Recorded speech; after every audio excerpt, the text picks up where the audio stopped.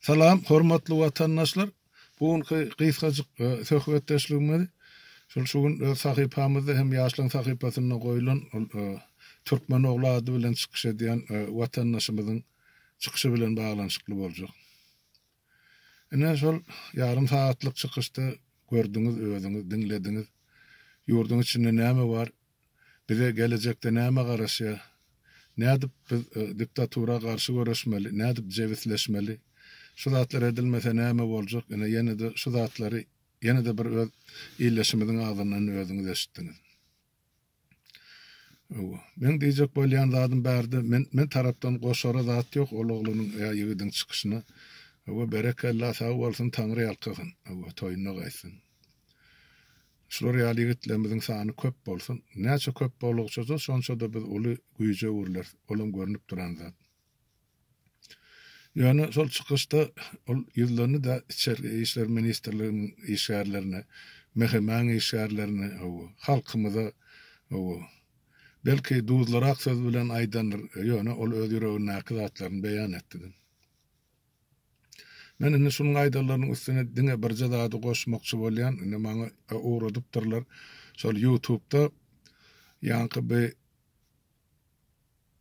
Gurban bolan ýegeni bar Şammy. O şonuň töwereginiň näkilen ýallakylarynyň biri.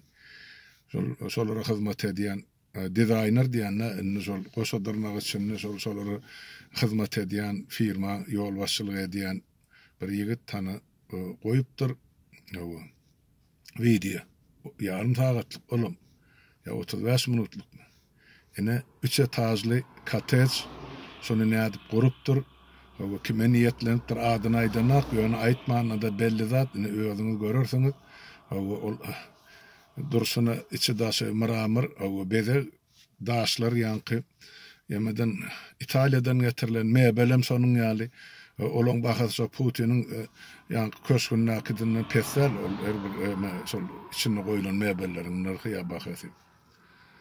Ene sol üç etajlı kotej bir maşgal üçün niyetlenen ərayal hem solorun üstan çağısı, ikranca qıyıcağıdı birim oğlu. Hem mecigem solun qıyıcağıların biri okuvat ne beylekisi yok.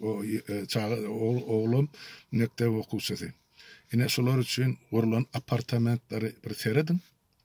Ondan siz düşünürsünüz, devlet adam için mi, ya bu devlet haram tohum için mi?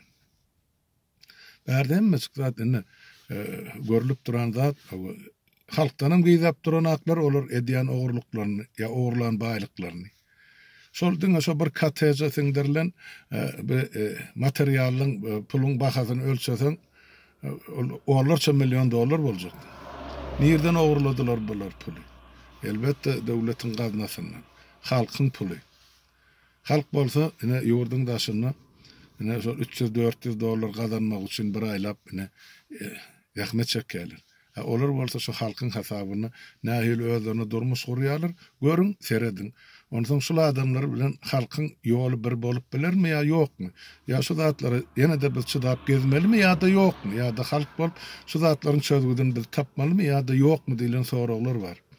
Men ene şu çykyşymdan soň şu taýda men ýazgyda goýaryn onuň şol ssilkasyny şol YouTube'un sebäp men onu goýup bilemakda dolulygyny goýsam kanalym ýapjaklar. Ýöne ssilkasyny goýaryn, ene seredin şu taýdan netije çykaryn. Kemineden haýşeden goý, olum özünkide goýsyn. Şol dizayner diýilýän şu garny özünden 1 metr öňde duran ýigidin özüm şol Şammy dağı bilen bile oturan suratan bar. Onun bir yerlerde goýup ene size görkezler. Şular hemmejigi ene aýdaly bir jenaýet toporun emesi agzalary. Ne. Ondan halk bolup aýdýar näme üçin ýol açylanak, näme üçin bize ene şular ýaly iş berilenak, näme üçin biz watandan özüňe ýaşamaly, näme üçin çağalarymyz horluk çekýär. Biz ene şu tohum ene jenaýet topar tarapyndan ajaly buyurulan millet watandaşlar. Şonu aýdaýyn diýdim. Çykylgany biz bile hemmämiz bilelikde halk bolup tapmaly. Tapmasagam ýer ýüzünden ýitip gitmeli. Haýsam bolsa 2-den biri. Başga bize çykylgy ýok. Şonu men size aýdaýyn diýdim. Görün häzir dinlen netije çıkarın Türkmenoğlu'nun yazan zatlarından, aydın sözlerinden hem de şu video rolugy men basardığımdan goýayn, ýöne bilemek. Onu YouTube aýrypdygynsa men günäm däl, ýöne men şonu häzir goýan, şol ýokary çykar goýan kommentleriň içinde. Bolýarmy? Bu arany watandaşlar sağ oturun, sağlykda görüşelim. Öýüňize sağlyk.